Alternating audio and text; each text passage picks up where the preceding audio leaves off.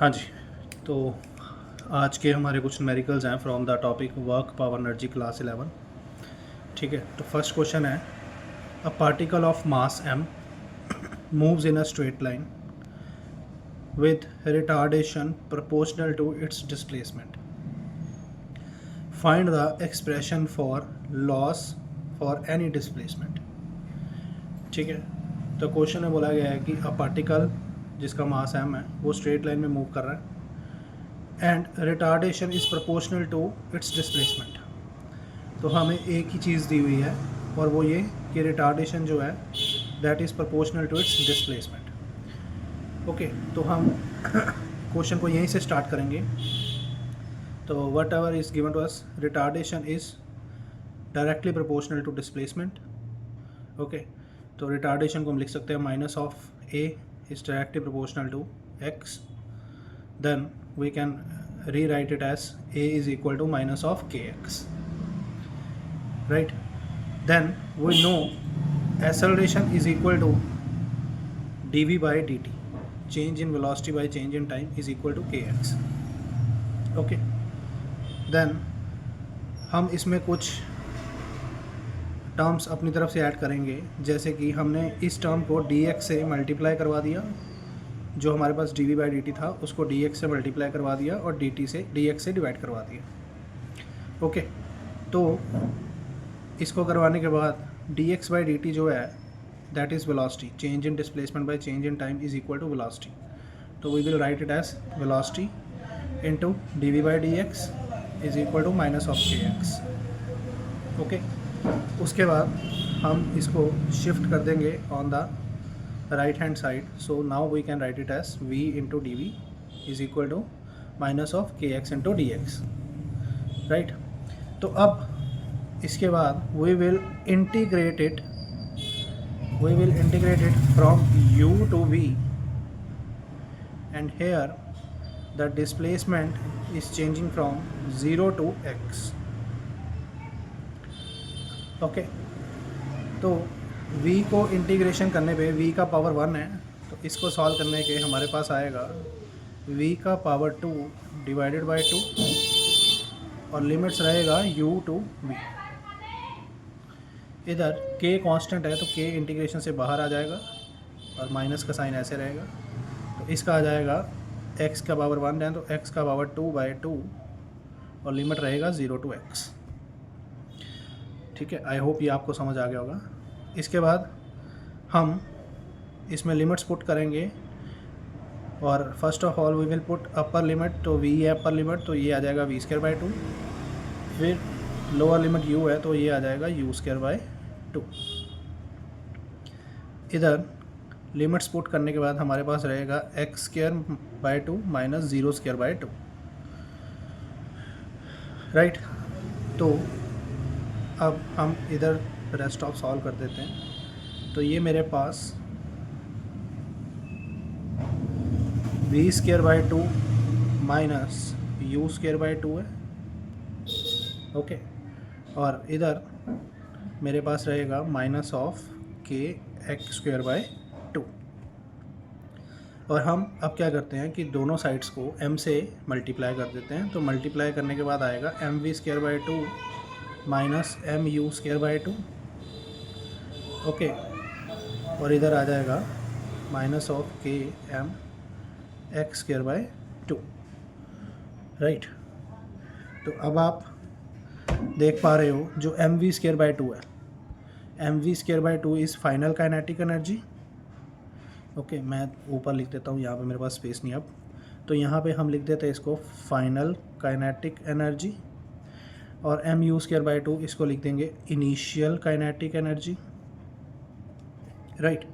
और इधर हमारे पास रहेगा minus of K M X square by 2। Okay, तो इसको मैं लिख सकता हूँ change in kinetic energy, right? और या इसको हम माइनस को अगर हमें ख़त्म करना है तो हम इसको लिख सकते हैं initial kinetic energy minus final kinetic energy, और इधर minus K M X square by 2। Okay, तो ये रहा हमारे पास चेंज इन काइनेटिक एनर्जी, ये माइनस नहीं रहेगा क्योंकि हमने इसको रीअरेंज कर दिया है। तो minus change in kinetic energy के M N two, all these are constant, तो it is directly proportional to X square. Okay, तो यहाँ पे हम बोल सकते हैं that loss in kinetic energy is directly proportional to square of displacement of the particle. Okay, तो यही मुझे हमें डेरिवेशन करना था। ओके, चलिए अब हम नेक्स्ट क्वेश्चन पे मूव करते हैं। नेक्स्ट क्वेश्चन है the linear momentum of a body is increase by 10%, what is percentage change in its kinetic energy. Okay, तो linear momentum of a body हमें दे रखा है कि बॉडी का इंक्रीज हुआ है 10% से, और what is it's change in its kinetic energy. ठीक है, तो चलिए इस क्वेश्चन को कैसे सॉल्व करेंगे। तो हमें पता है कि momentum is equal to mass into velocity.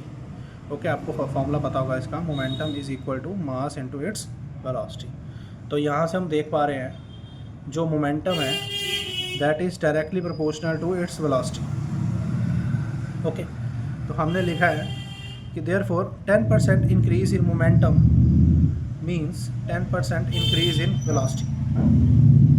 तो जब मोमेंटम का 10% इंक्रीज रहेगा तो वेलोसिटी भी 10% से इंक्रीज होगा, राइट। तो अगर हमारा इनिशियल वेलोसिटी v है तो न्यू वेलोसिटी हो जाएगा 1.1 इंटू वी। अब ये कैसे हुआ मैं आपको एक बार रफ में बता देता हूँ। ओके, तो ये मान लीजिए हमारा पास इनिशियल वेलोसिटी है v, तो जो फाइनल वेलोसिटी है वो रहेगा v प्लस 10% ऑफ v। तो इसको हम लिख देते हैं 10/100 v। तो ये मेरे पास रहेगा, सॉरी यहाँ पे हम लिखते हैं initial velocity is v, final velocity is v plus 10% of v। तो ये रहेगा v प्लस 10/100 ऑफ v, और इसको मैं लिख सकता हूँ v प्लस 0.1 v। तो v को अगर कॉमन ले लेंगे तो ये आ जाएगा 1 प्लस 0.1 v, तो ये मेरे पास रहेगा 1.1 v। ओके, तो इसीलिए हमने लिखा है कि जो न्यू वेलोसिटी रहेगा वो 1.1 v आ जाएगा। ओके, तो इनिशियल काइनेटिक एनर्जी जो हमारे पास रहेगा वो रहेगा mv²/2, और जो फाइनल रहेगा वो रहेगा m, और जो न्यू वेलोसिटी है 1.1 इंटू v²/2। ठीक है, इसको सॉल्व करेंगे 1.1 को तो हमारे पास आ जाएगा 1.21, और साथ में आ जाएगा mv²/2, राइट। अब मैं यहाँ पे आपको एक बार करके बता देता हूँ। तो जो इनिशियल काइनेटिक एनर्जी हमारे पास आया वो आया mv²/2, जो फाइनल आया वो आया 1.21 इंटू mv²/2। ओके, तो ये जो वैल्यू है mv²/2 ये किसका है, इनिशियल का।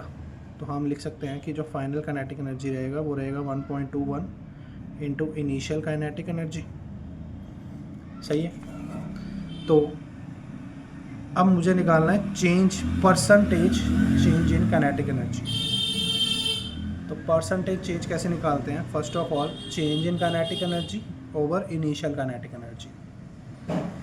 ठीक है, तो percentage change in kinetic energy कैसे रहेगा, final minus initial over final.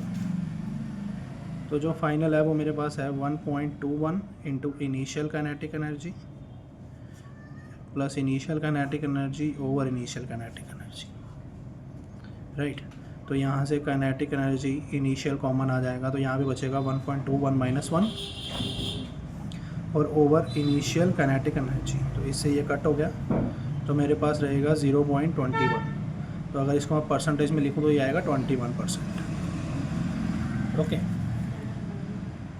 ठीक है, तो ये ऐसे रहेगा। ओके,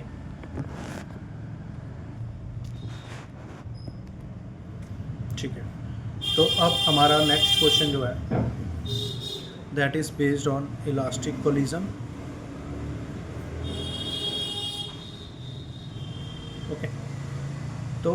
इसमें लिखा है a body of mass 2 kg makes an elastic collision with another body at rest and continues to move in the original direction with a speed equal to 1/3 of original speed. Find the mass of second body. ठीक है, तो अब हमें question में दे रखा है कि एक बॉडी है, इसको m1 मान लेते हैं, इसका मास है 2 kg, makes an elastic collision with another body at rest. एक दूसरा बॉडी है जिसका मास हमें नहीं पता, हम m2 मान लेते हैं, और वो रेस्ट पे है। तो रेस्ट पे है तो इसका इनिशियल वेलोसिटी हम 0 ले लेते हैं, और इन दोनों के बीच में कोलिजन होता है, और कोलिजन होने के बाद जो फर्स्ट बॉडी है वो मूव करता है 1/3 of its initial velocity in the same direction. Okay, तो मुझे क्वेश्चन में बोला गया है find the mass of second body, right. Okay, तो चलिए अब इसको करने का कंसेप्ट क्या रहेगा। तो जैसे कि हमारे पास ये इलास्टिक कोलिजन है, ठीक है, तो इस पे हम प्रिंसिपल लगाएंगे, apply the principal of conservation of linear momentum. Okay, तो फर्स्ट ऑफ ऑल हम कुछ कंटेंट जो हमें गिवन है वो हम साइड पे लिख लेंगे। तो जो हमारा पहली बॉडी है उसका मास 2 kg है, जो सेकंड बॉडी है उसका हमें मास कैलकुलेट करना है। ओके, और हमने मान लिया जो फर्स्ट बॉडी है उसका वेलोसिटी u1 है, और सेकंड बॉडी जो है वो रेस्ट पे है, इस वजह से उसका वेलोसिटी इनिशियल 0 रहेगा। और क्वेश्चन में बोला गया है कि जब उनके बीच में कोलिजन होता है तो कोलिजन होने के बाद जो फर्स्ट बॉडी है वो इनिशियल वेलोसिटी के 1/3 से सेम डायरेक्शन में मूव करेगा। तो इसीलिए मैं v1 को मान लेता हूँ 1/3 ऑफ u1, राइट। और इसी तरह कोलिजन होने के बाद जो सेकंड बॉडी है उसके बारे में हमें क्वेश्चन में नहीं बोला गया कि वो कितनी वेलोसिटी से मूव कर रहा है, इसलिए हमें ये अननोन है। ठीक है, चलिए अब हम इस पे प्रिंसिपल लगाते हैं, principle of conservation of linear momentum. तो इसके अकॉर्डिंग क्या होता है, total linear momentum before collision is equal to total linear momentum after collision. Okay, तो पहली बॉडी का मास 2 है और उसका वेलोसिटी हम u1 मान लेते हैं। दूसरी बॉडी का इनिशियल वेलोसिटी 0 है, तो इसलिए उसको हम 0 पुट कर देंगे। और फर्स्ट बॉडी का जो फाइनल वेलोसिटी है वो है 1/3 ऑफ u1 और साथ में m2 v2। तो ये मेरे पास आ गया 2u1। ओके, तो जो m1 है इसकी, चलिए अभी लिख लेते हैं इसी तरह m1 का वैल्यू जो है वो 2 है, तो इसको मैं लिख दूंगा 2/3 u1 प्लस m2 v2। ठीक है, चलिए अब 2u1 इसको हम लेफ्ट हैंड साइड में शिफ्ट कर देंगे, तो 2/3 u1 is equal to m2 v2। Okay, तो अगर हम इसका एलसीएम ले लेंगे तो एलसीएम लेने के बाद हमारे पास सॉल्व करने पे आएगा 4/3 u1 is equal to m2 v2। Okay, चलिए अब इसके बाद हम लगाएंगे कंसेप्ट रिलेटिव वेलोसिटी कंडीशन। तो हमें पता है कि जो v2 है वो मुझे नहीं पता, और जो v1 है वो है 1/3 ऑफ u1, और u1 जो है वो उसको u1 की तरह लिख देंगे, और u2 0 है। तो यहाँ से v2 आ जाएगा u1 प्लस 1/3 u1, और इसका एलसीएम लेने पे हमारे पास सॉल्व करने पे v2 का वैल्यू आ जाएगा, और वो आ जाएगा v2 is equal to 4/3 u1। ठीक है, अब जो हमारे पास यहाँ पे v2 का वैल्यू आ गया उसको हम यहाँ पे सब्स्टिट्यूट कर देंगे, तो हमारे पास एक ही अननोन क्वांटिटी रह जाएगा और वो रह जाएगा m2, राइट। चलिए, तो अब put value of 2 in equation 1। ठीक है, तो मेरे पास यहाँ पे है इक्वेशन 1 में 4/3 u1 is equal to m2 और v2 का वैल्यू है 4/3u1। क्लियर? तो यहाँ से u1 के साथ u1 कैंसिल हो जाएगा, 4/3 के साथ 4/3 भी कैंसिल हो जाएगा और इधर सिर्फ 1 बच जाएगा, तो इसलिए m2 जो आ जाएगा वो मेरे पास 1 kg आ जाएगा। क्लियर है? चलिए, आई होप आप लोगों को ये समझ आ गया होगा। और इसी तरह का मैंने एक नीचे क्वेश्चन दिया है, आप इसको सॉल्व कर सकते हैं खुद से। ओके, तो ये क्वेश्चन रहेगा, तो ये आपकी प्रैक्टिस के लिए। A ball of 0.1 kilogram mass makes an elastic head on collision with a ball of unknown मास। तो सेकंड बॉडी का मास मुझे नहीं पता है, that is initially at rest, और वैसे इसका इनिशियल वेलोसिटी भी 0 रहेगा। ठीक है, तो इस क्वेश्चन में भी मुझे what is the mass of other ball, इस क्वेश्चन में भी मुझे इस बॉडी का मास बताना है। ठीक है, तो आई होप ये आपको क्लियर हो गया होगा। तो आप इसको खुद से सॉल्व कर सकते हैं। ठीक है, तो बाकी काम फिर नेक्स्ट वीडियो में मिलेंगे। Thank you.